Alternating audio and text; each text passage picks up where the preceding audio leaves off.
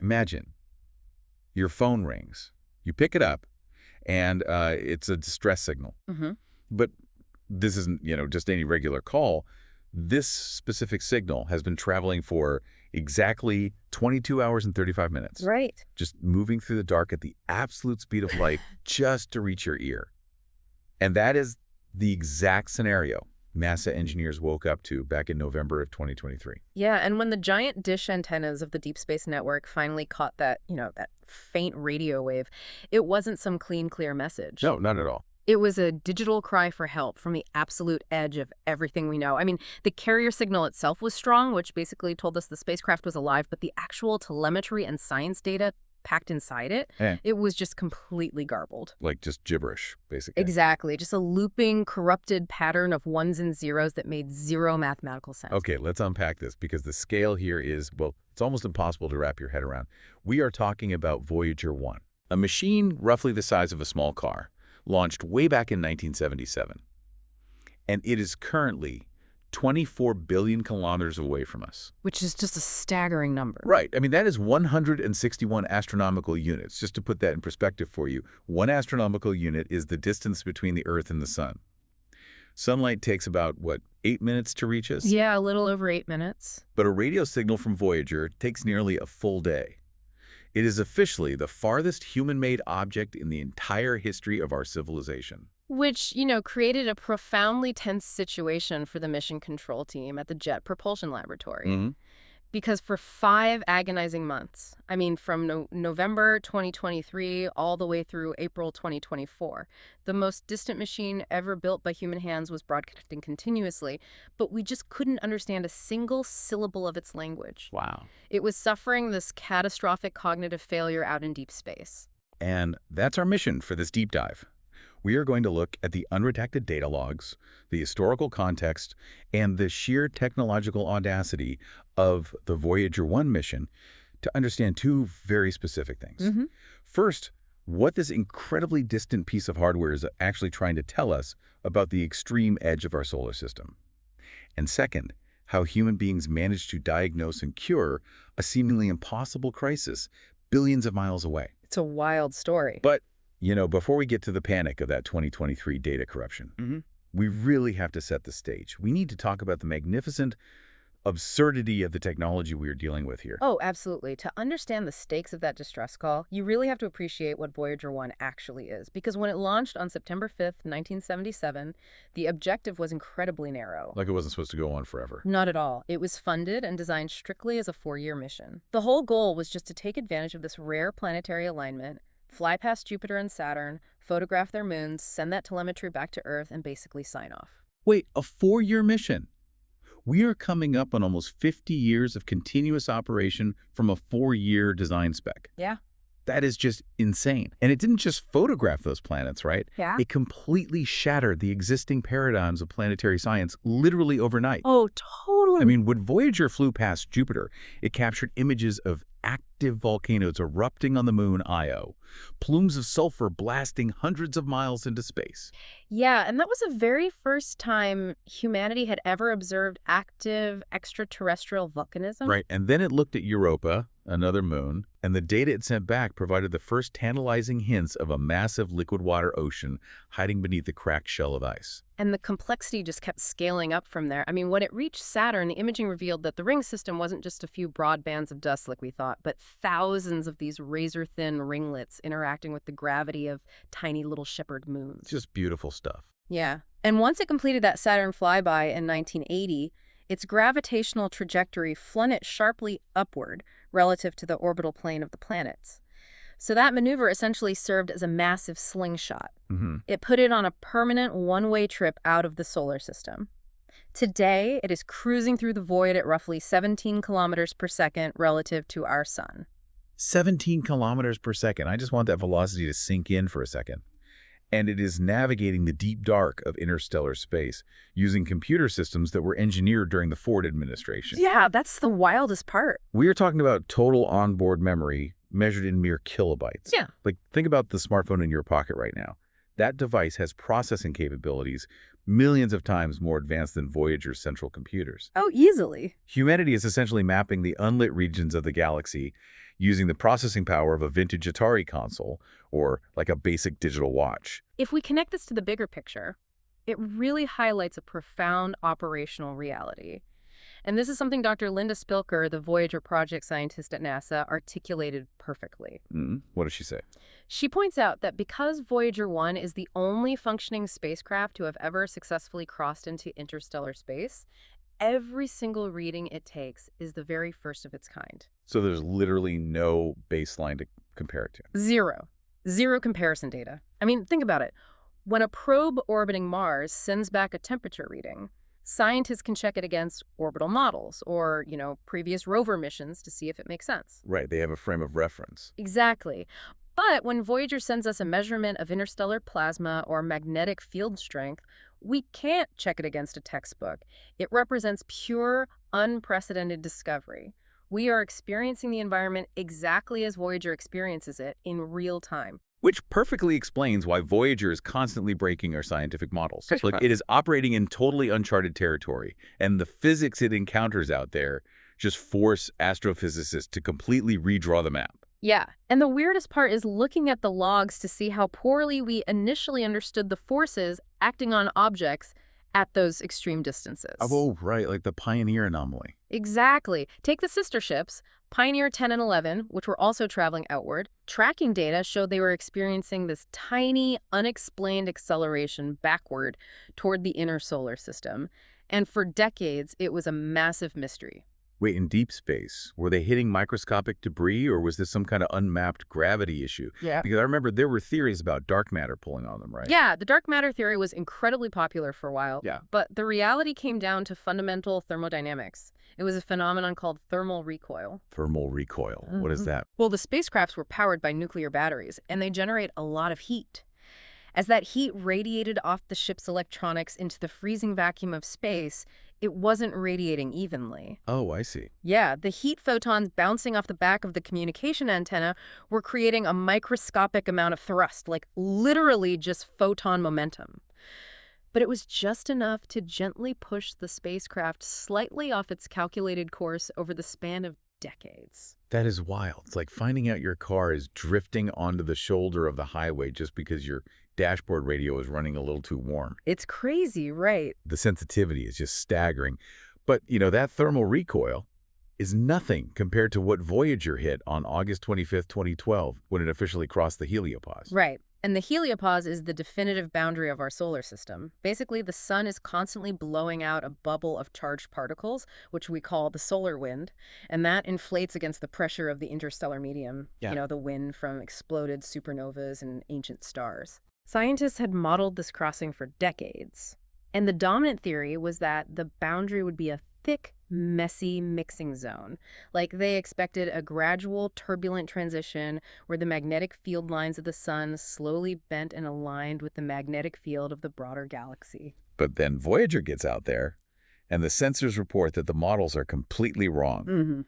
The transition wasn't some gradual blending. It was incredibly sharp, almost like hitting a wall. Yeah, totally abrupt. The magnetic field shifted abruptly, and entire features of the boundary that were mathematically predicted to be there, like a gradual stagnation zone, they were just completely missing. Exactly. The data showed that the solar wind didn't slowly taper off. It was actually being violently pushed back by the pressure of interstellar space.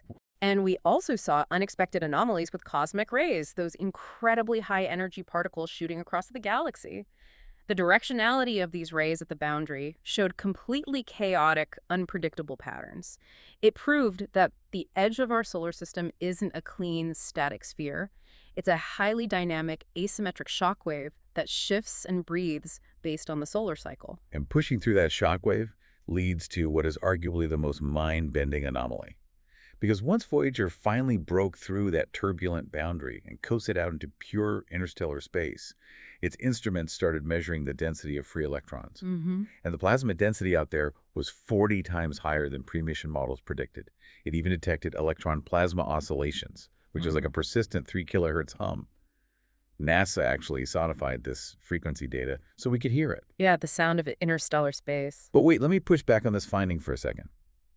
We all know space isn't a perfect vacuum, but a density 40 times higher than predicted. That's a massive miscalculation. It is a huge gap, yeah. Is the interstellar medium less like a sparse, uniform mist of atoms and more like a structured ocean with actual currents and waves? What's fascinating here is that your ocean analogy perfectly describes the mechanics. Really? Yeah, the interstellar medium is filled with sparse clouds of gas, microscopic dust, and ionized particles. I mean, it's incredibly diffuse compared to anything here on Earth, but it still has mass. Okay. So when Voyager moves through this plasma at 17 kilometers per second, it functions exactly like a boat moving through water. It creates a physical wake. As the spacecraft cuts through, it excites the electrons in the plasma, causing them to oscillate or wave. Oh, I get it. And those physical waves propagate through the medium at a frequency of roughly 3 kilohertz. So we have literally recorded the quiet alien hum of the space between stars. It's a measurable pressure wave propagating through the cosmic ocean. But surviving that turbulent, highly charged plasma ocean comes at a steep cost, right? Because 47 years of bathing in cosmic radiation and extreme temperature shifts is brutal on 1970s circuitry, which is exactly why the spacecraft's brain suddenly broke. Yeah, inevitable, really. And that brings us to November 2023 and what NASA classified as Anomaly 5. Right. This was the crisis with the Flight Data System, or FDS. The FDS is one of 3 onboard computers, and its primary job is crucial. Basically, it collects all the complex science data from the instruments, packages it together with the engineering health readings, and formats it into a continuous data stream for the telemetry unit to transmit back to Earth. So it's the packager. Exactly. Yeah. And when the FDS failed, it started sending back that repeating nonsensical pattern of ones and zeros we talked about. The transmitter was working perfectly, but the brain sending the information was effectively trapped in a loop. Here's where it gets really interesting, though, because the logistics of the repair become the stuff of legend. Like if a server goes down on Earth, you run a diagnostic script and get the results in milliseconds. But remember that massive physical distance we established earlier. Every single diagnostic command you beam up to Voyager takes 22.5 hours to cross the void. And then you have to wait another 22.5 hours for the results to travel back. Yeah. That is a 45-hour round trip just to see if your initial keystroke even registered. It's like doing tech support for your parents' computer, but the computer's from 1977, it's moving away from you at 17 kilometers per second, and there's a 2-day delay on every click.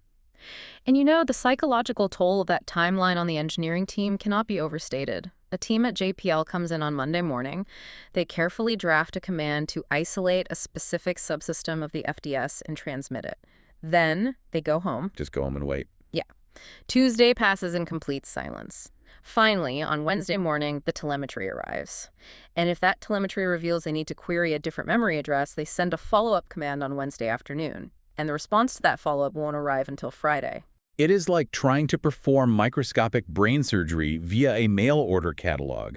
You write down an incredibly precise instruction, drop it in the mail, and have to sit on your hands for 2 days to see if the patient survived your incision. Exactly. And working at that agonizingly slow pace, it took them until March of 2024 to finally isolate the physical mechanism of the failure. So what do they actually do? They commanded the FDS to send a full dump of its own memory bank, bypassing the normal packaging software, and by comparing that memory dump to a known good version from before the glitch, they found the culprit. Ah. A single chip in the Flight Data System's memory array had been permanently corrupted, likely struck by a high-energy cosmic ray. That single chip contained about 3% of the system's total memory, but it held a critical section of the software code. So you have a physically destroyed piece of hardware billions of miles away. Yeah. You can't exactly bypass it by installing an update over Wi-Fi. No, you can't. So the team had to perform what Suzanne Dodd, the Voyager project manager, described as archaeological software engineering. I love that phrase. It's so accurate.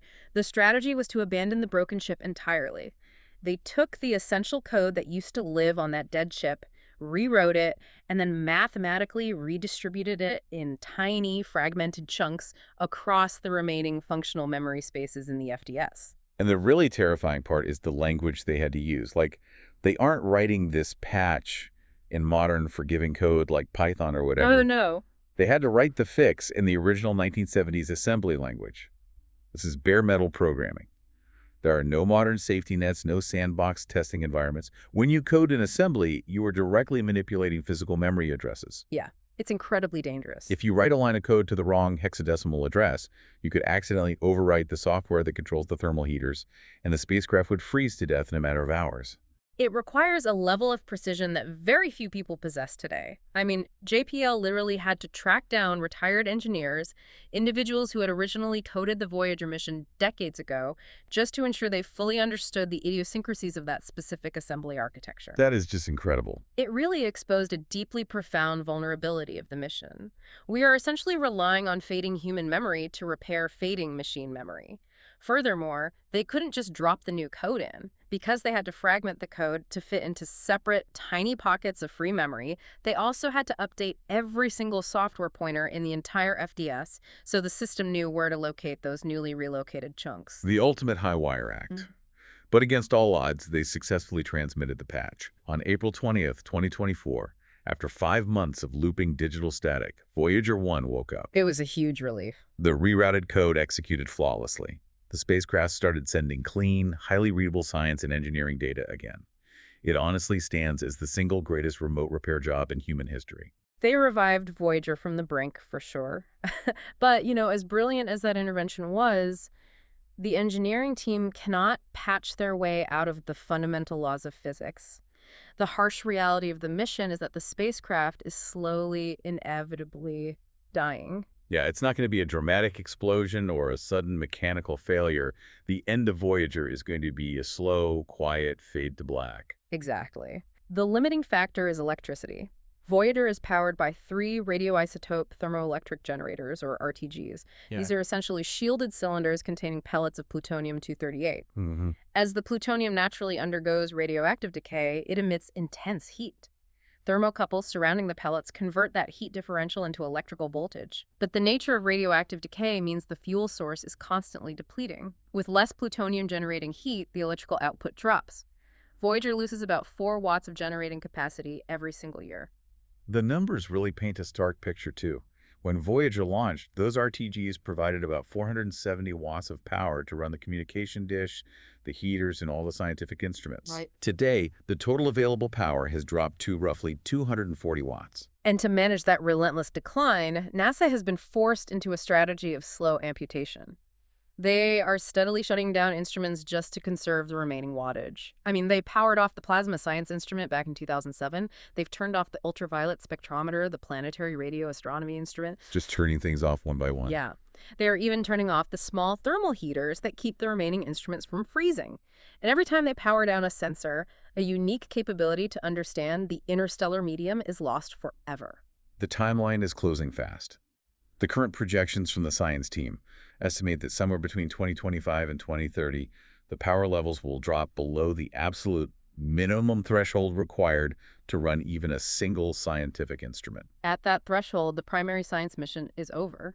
Voyager might have enough residual power to transmit a basic unmodulated heartbeat signal, just raw engineering telemetry whispering, I still have a pulse for a few more years. But eventually, the wattage will drop so low that even our most sensitive giant antennas on Earth won't be able to distinguish Voyager's transmission from the background noise of the galaxy. It'll just be complete silence. But the physical architecture of the machine, that won't stop. Newton's first law guarantees it. Coasting at 17 kilometers per second, long after we lose the ability to speak to it, it will just keep sailing through the dark. Yeah. Orbital mechanics dictate that in about 40,000 years, the dead physical hull of Voyager 1 will pass within 1.6 light years of an obscure red dwarf star in the constellation Camelopardalis, designated AC plus 793888. This raises an important question, though, philosophically speaking, about the nature of human legacy. How so? Well, when Voyager finally falls silent, our greatest scientific achievement, the farthest physical object our species has ever produced, will become a silent, drifting monument.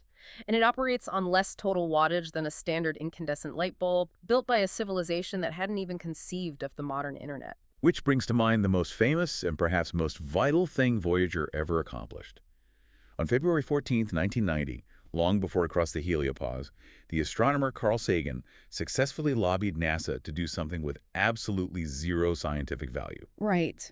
He asked them to command Voyager to to turn its camera around, look back toward the inner solar system, and take a final family portrait of the planets. A portrait captured from a staggering distance of 6 billion kilometers away. Yeah.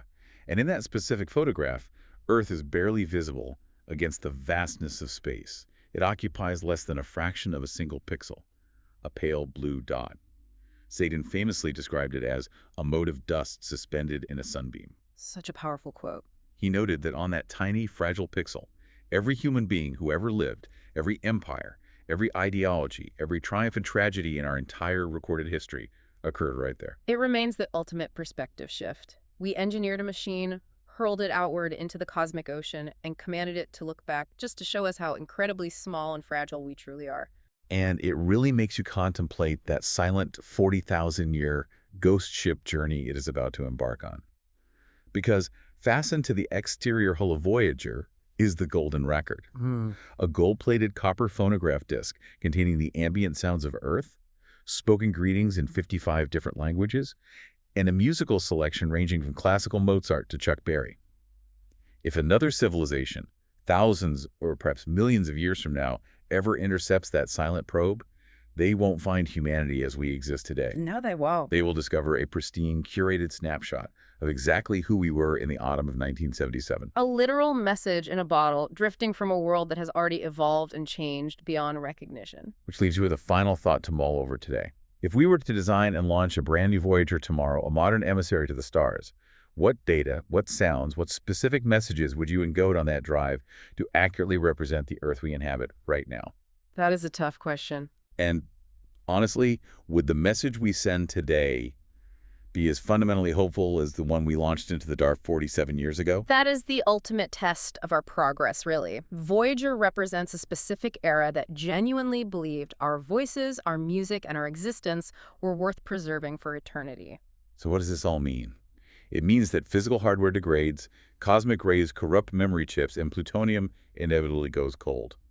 But human curiosity, the drive to launch a distress signal into the dark and spend 5 agonizing months performing microscopic brain surgery on a machine billions of miles away. Yeah. That might just be the only fuel we possess that never decays. A faint signal traveling for 22 hours at the speed of light just to tell the universe we are still here and we are still listening. Keep looking up.